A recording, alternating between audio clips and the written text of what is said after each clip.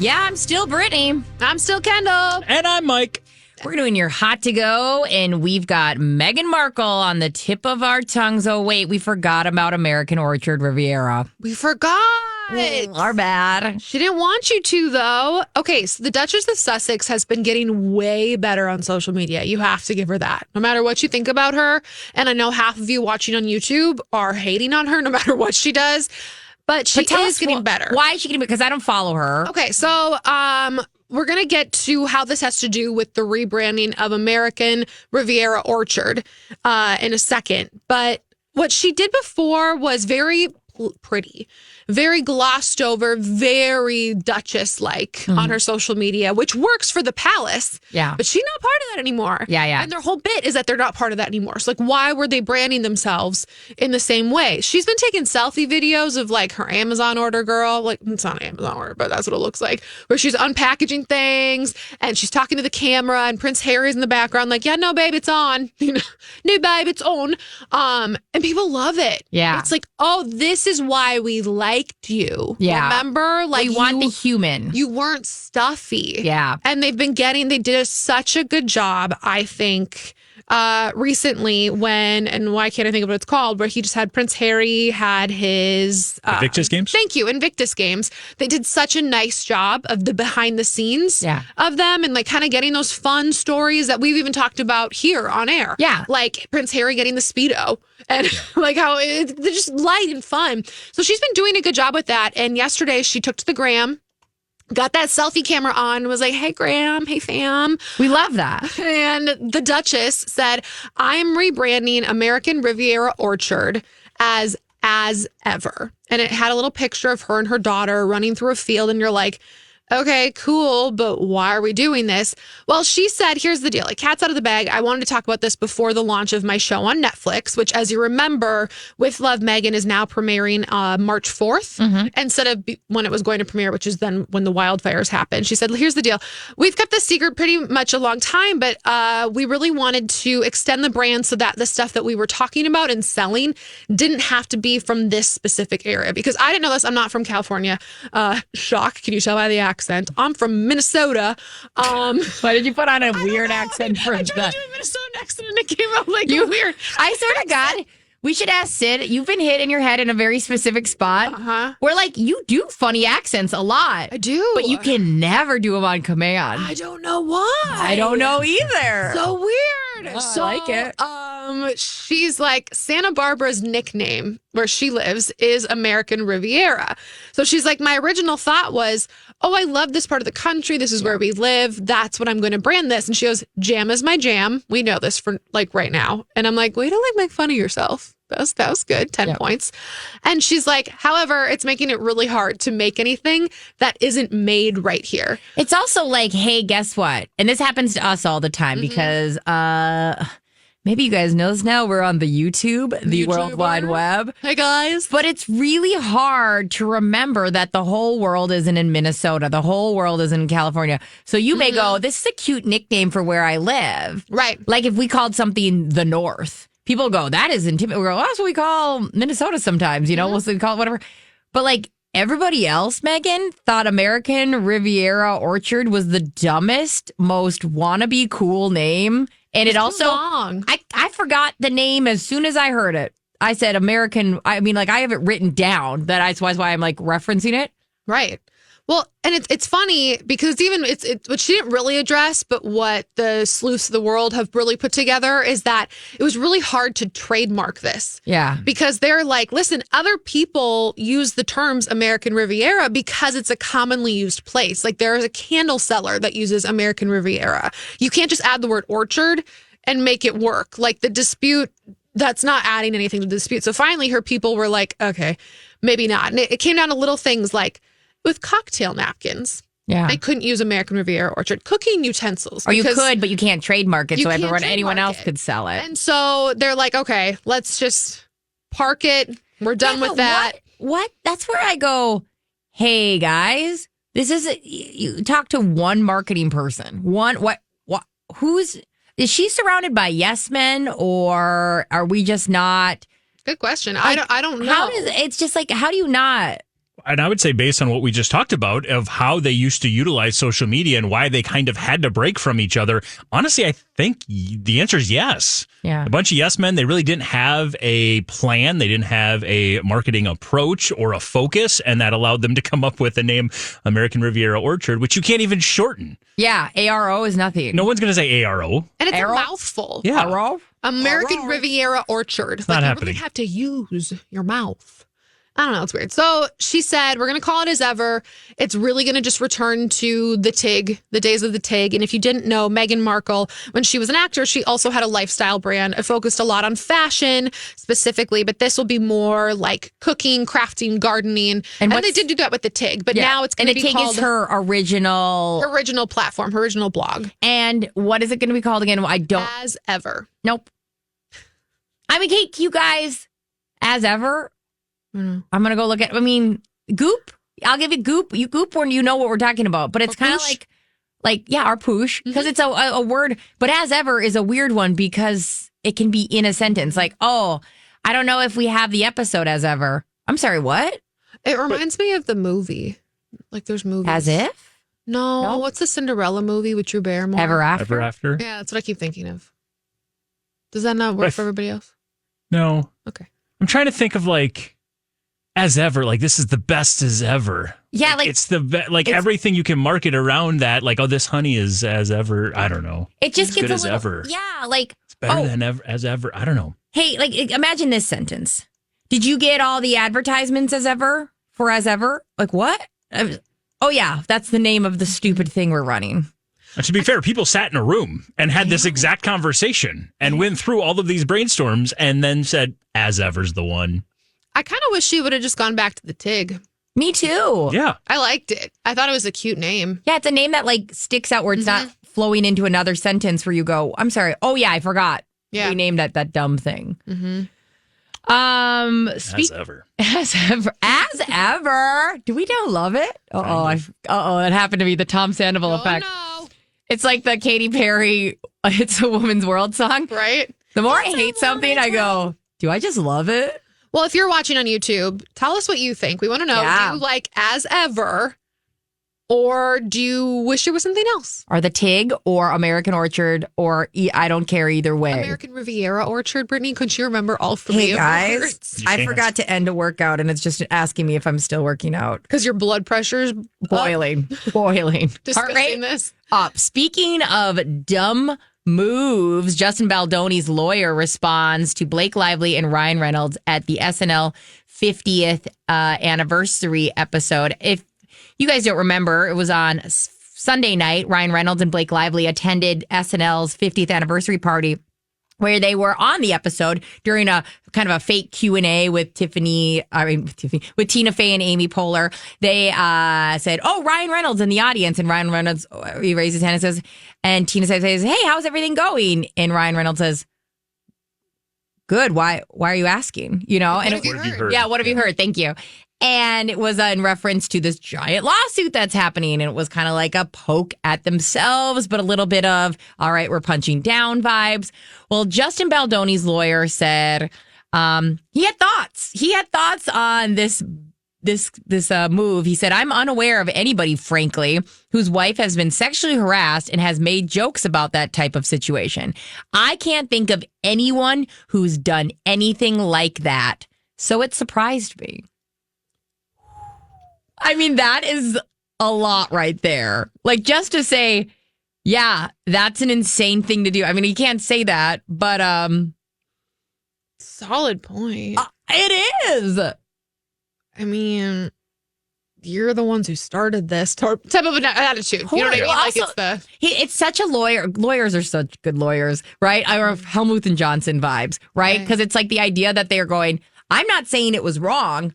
I've just never experienced somebody who's going through this trauma, and saying that in parentheses, and poking fun at it on national TV. It's a first for me. Signing off, Baldoni's lawyer.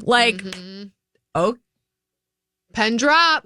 Pen drop. And I right away and you may remember on Monday, I was kind of like, people are blowing this out of proportion. We're taking this little 8-second thing and everyone's running with it on every head. Well, its work, though, in Justin's favor because social media has now ran with it. And this is just, it's another example of how tone deaf they are, just like we've been talking about with the marketing for this entire time, just like they've been talking about this. And they just have leaned into this so much. Social media has. And this was maybe a bigger misstep than even the marketing before the movie. This is huge. I think you're so right, Mike. Oh, this is like the theme of Blake Lively and Ryan Reynolds is they've dealt with every one of their, and I'm saying problems in parentheses because or any of like things where they go, we poke fun at it. We make jokes of it. We make light of it. We're the butt. A lot of times it's very Deadpool humor. Well, this is not a Deadpool. This is not like we can use the same formula. It's the whole concept of even how the way they marketed this movie is you've marketed this movie, It Ends With Us, which is about domestic violence, the way that you would market a Deadpool or a Ryan Reynolds rom-com. It's not the same. No, because it's not a rom-com. Yeah. It's not like a Marvel movie, to your point. This isn't like hey, you're dating you're dating Scarlett Johansson and you make a joke that we're both all in the room together. This is your wife saying that she has been sexually harassed. Yeah. So it's not, you're so right, Mike. It's like you are, that's just a level of tone deaf and they're not used to not being able to conquer this with a quick one-liner. Right. And we all watched it through that gaze, I think. And Yeah. I mean, most people, even if you don't really know what's going on, knew enough that it was like, oh, yeah, they're talking about that lawsuit, right? Like they're referring to that, right? I mean, we watched it through the gaze of, hey, this whole week, we're going through every single receipt of what happened during this time, including all 3 lawsuits and what led up to it. And we're like, none of us thought it was a good look. It wasn't funny. It wasn't on. If they wanted to go to the 50th anniversary, sure. But you really shouldn't have stood out like that. You should not have pointed yourself out and then pointed at yourself. Yeah. It was bad PR. Yeah. I sense a theme. Yeah, right? On a far lighter note, this is a very relatable story. As we know, Kim Kardashian and Pete Davidson were also at SNL's 50th and the after parties to happen. And Pete Davidson, I want to know where you guys would fall in most camps. Now, they claim that their breakup was absolutely amicable. They both get along. They're totally cool with each other. But that being said, Pete's going to Pete. And he don't want to be around her. I think with the combination of him being sober, him being a little bit more on the anxious side, like his vibe is literally like bolt. And Pete's going to Pete, and he bolted. So at the after party, they were both supposed to run into each other and hang out. And a witness said that as soon as Kim Kardashian arrived later in the night, the comedian pal went to crisis mode saying, I got to get Pete out of here. Pete's got to go. And that's where I ask, where do you fall? Because I remember we were talking about, Kendall, you running into your ex and feeling very flustered and like, let's book it out of here mode. And I don't know. Mike's just so cool, calm, and collected. I don't know where he falls. Are you more of the show up and hang or Mike's got a mic? It depends. Do I still have feelings? Did I end it? Did she end it? Like, if it was a she ended it situation or I ended it, but well, no, it would be a she ended it situation, but I still had feelings. That's when I would go into Mike's got a mic mode. Like, we're partying hard and I'm going to make a scene. This party's now about me. The fact that you just walked in, this is going to be about me the rest of the night. And you're going to have to watch it. That's how I would do it, but chef's kiss. luckily I don't have to worry Why about not that just anymore. grab somebody's face and like make out? See, yeah, that's what I'm next saying. step, sure. Like, if you broke up with me and I still have to, even if I don't have feelings for, if you broke up with me, and we are at a part like this is good. I'm going to be at an Olive Garden commercial for the rest of the night. I'm having the best night ever. And this breadsticks. Oh, you what? Oh my God, I am freaking Jimmy Fallon in the background of that SNL skit. Like, I am going to get noticed. I am going to get attention. So basic Tuesday night. Basic Tuesday night for me, Basic baby. Tuesday. Baby girl. Know. I mean, but she's Kim Kardashian. Can you make Kim Kardashian jealous? Yes, And because she doesn't have fun at parties. Well, and he's also in his new era. Like, he's like, I am done with that side of my life. I got all these tattoos removed. Like, I'm trying to be a new me. I think that was a bigger reason why he's going, I don't want to revert to Pete. That would go, I'm just going to party. Because that's probably what he did most of Yeah. the time. And now he's like, I'm going to just remove myself. It was a good time. Got to go. Kendall, great point. And remember, he's trying to showcase to SNL that he is reliable, that he is, the straight and narrow, that I'm somebody that wants to host. He wanted to host his whole 50th last season. And so you're right. Like, it was the smarter move, but like the deranged people in us would have not made the smarter move. But you're right, Kendall, because like reverting back, even if he doesn't use, the problem that he has is a problem that like a lot of us alcoholic has. It doesn't matter if you use or not if you're perceived as somebody who's using in a time of like turmoil. So you're right. He was definitely made the right call, but I will say it would not be hard to look like you're having more fun than Kim Kardashian. I will die on that hill. I do think, too, the most effective route that has always seemed to work the best, at least in my life, it was always okay, I see you, you're here. I'm going to make sure I'm mingling with just the right amount of people, looking cool, calm, collected, and sexy as hell. Yeah, of course. And then I'm going to make eye contact. Give him a good old, good eye contact. And then I'm going to leave the party. So you have to help me be cool like that because this is it works every time. Because then they're calling you. They're thinking about you. Why did she leave? Why didn't she want to talk to me? Oh my gosh, did I say something? Oh, I'm stupid. Now the whole party, they're thinking about you. This is what I would do. I would, like a bull in a china shop, I'd go over there and be like, I know that we once had sex. Watch me dance on this table. This is, I better acknowledge this because my thing is always acknowledge it. I can't. If I have somebody in the room with something, like we were at work here and there's somebody in the room that like I have to get something out with, I'm like twitchy. I'm like, okay, well, I have to tell them that this A, B, or C. So like I would literally be like, you've seen my crotch. Blah. Bye. Is that really the first thing that you'd say at a party if you'd broken up with somebody? Or they'd broken up with you? If they'd broken up with me, I'd be like, oh, I would say something along those lines indicating that, like, I know it's weird. You know what I mean? Like, hey, remember that time you kicked me out of your house? Cool. Like, I would say something to, like, acknowledge it. You know, I still have your sweatshirt, bro. I still have your sweatshirt. I'm going to be buried in it. It's in my backseat of my car, but you can't have it. Nana, I don't even like it. Smells.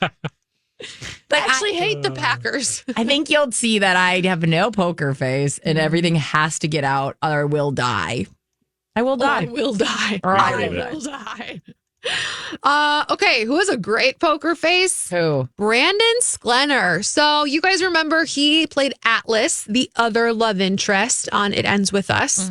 He's been kind of caught up in this turmoil because, of course, he was in It Ends With Us. And when things originally came out, when Blake originally sued Justin Baldoni and Wayfair Studios, he was on Team Blake. He didn't elaborate a ton, but just basically put it out there like, I support Blake. She was a great co-star. Yeah. Fiend. All right. He was just on CBS Mornings and leave it to Miss Gayle King. She don't care. This woman has all of the accolades she could ever need. So she's going to ask you the things that make you feel uncomfortable. And she goes, all right, so are you Team Justin or Team Blake? She just straight up asked that? Straight up. And he goes, I'm Team It Ends With Us. And he kind of laughed it off. And she's Gayle, so she also went, and just stared at him until he said more. I love when people have that ability. So good. And then he handled it very, very well. She did too, because people want to know. You know, he hasn't said anything since that original social media post. It's like ignoring the elephant in the room vibes if you don't. So he goes, all right, people need to remember why we made that movie in the first place and what it stands for. Just keeping the focus on that. That movie meant so much to me. He said, me doing that movie gave a friend of his the strength to change her life. It's unfortunate that things get taken out from the ethos of the things that thing is, and it gets convoluted. Basically, like he was basically he's taking saying, away like, from listen, it. Yeah. I had a friend who escaped a domestic violence situation because of this movie, and I hope that we can keep the messaging on brand. I love that for you, Brandon, but nobody's going to do that. Unfortunately, it was never going to happen from December 31st when she filed that original lawsuit. I will say this, like, if it started a lot of conversations about domestic violence. We've talked a lot. And so, like, it's still done a lot of really good stuff. But at this moment, when anyone says, like, if somebody came up to me and said, like, and this happened in Florida, if somebody came up to me and said, hey, what's your take on the It Ends With Us drama? I would say, oh, well, that when you're in a domestic assault, you know, when you're in a situation, you should, no, that's not what the focus is right now. That's not what they're asking you. No, that's not what they're asking me. That's nobody, yeah. I've got my blind item face on right now. I love it. About Atlas? Because why would he go on CBS Sunday mornings and get asked this question? Oh, that's right. CBS, owned by Paramount Plus, less than a week away, 1923. Oh, that's what I should have said. I know, That's what he was there he's promoting that. Okay. So there's no way he was going to be in this like, oh, is he, or isn't he? He had to make a decision that, oh, I'm down the middle. I'm here to support. And oh, by the way, I'm also a great guy. Listen to what happened because of this movie and because of this message. He had to get ahead of this. Yeah. So we're not going into this upcoming season where he's the star of the show, him along with Harrison Ford and Helen Mirren. And he's going to be like, oh, he supports Blake, though, because remember what he said right after this lawsuit came out. He had to address this before the new season started, which starts in less than a week. He needs now that when you search his name, it's that he's team ends with us, because he may have even said, I'm team Blake. He did. Yep. Mm-hmm. And so when we search now team whatever, this needs to be the search that comes up for him. Yeah. Mm-hmm. Well, he and a lot of people that right out the gate when I'm team Blake have been very quiet as of late. Either their publicists were like, stay away from this, like napalm. Yeah. Like, girl, no. And like, listen, we're all guilty of it, right? Like, we're all guilty of hearing everyone out and being like, oh, with this information, I feel this way. Like, so it's not like no rational person would be like, you said you're team Blake. What does that mean? You know what I mean? But it's funny because, Mike, you're right. Like, I think really making sure that term, I'm team this, makes that searchability now a little bit farther away from like what it was in the past. And again, you just want to distance yourself from all that negativity the best you can, especially when you're trying to sway opinions of, do I want to watch this show? Who's in it? Oh, yeah, that guy who's, supporting Blake Lively in this whole situation. Like, wait, man, that's because you're right. That's going to turn some people off. You're right. Yeah. It'll be interesting. I mean, good interview, Gail. I mean, she always, like you said, Kendall, it is fun to watch people in their prime, like, of their career. She doesn't care. And she goes, but she's like, I'm Gail King. But like what Mike said, it was. I just feel like those questions were all lined up and they all knew exactly what was coming in that situation because they had to make sure they're working on the image of Brendan. Right. That's a good point. When it comes to your image in Hollywood, your online influence is everything, just like in the real world. Maya Hawke just sat down, and if you don't know who Maya Hawke is, she's Ethan Hawke and Uma Thurman's daughter. She was also on Stranger Things for the last couple of seasons, and so she's been doing some podcasts, just getting her name back out there. And one thing that she said that it didn't go, oh my gosh, that's aha, but it was a little like, yeah, that sucks, is that she was thinking about deleting her Instagram account, and a director actually came up to her and was like, hey, I want you to know this. A lot of big Hollywood studios will only make your movie if you have X many Instagram followers from your cast. So if you delete your Instagram and your 9.5 million followers, I need to cast this many people or these types of influential people to get those numbers up so people will actually make this film that you and I are interested in. And she goes, there's about 10 different directors that don't have to deal with this because they are who they are. And she named a couple of them, Wes Anderson, Quentin Tarantino, Bradley Cooper. She's like, but most directors, they have to play by these games. And she's like, so when you think about a movie that you go, oh, that's so funny that random person has this cameo where they're eating an apple. There you go. That's what it is. The Instagram thing's so crazy because, like, you guys, people can buy followers. Mm-hmm. Well, and I think that it was the followers plus, like, they look at engagement. Plus, they look at, like, but it's just likability scale. That's how they do it now. Like, I've seen things happen because they go, oh, like in this business where they go, well, this person has more Instagram followers. And you go, it's just so crazy because none of it can be certified as of now. Like, you can't check. There's ways that you can, like, to your point, you can look at it and you can go, what is your engagement? Yeah. Because that can kind of, like, if you go, how does she have 2 million followers, but, like, only 3 people commented on her photo? Like, duh. Well, those are your hot to goes. So now you're in the know.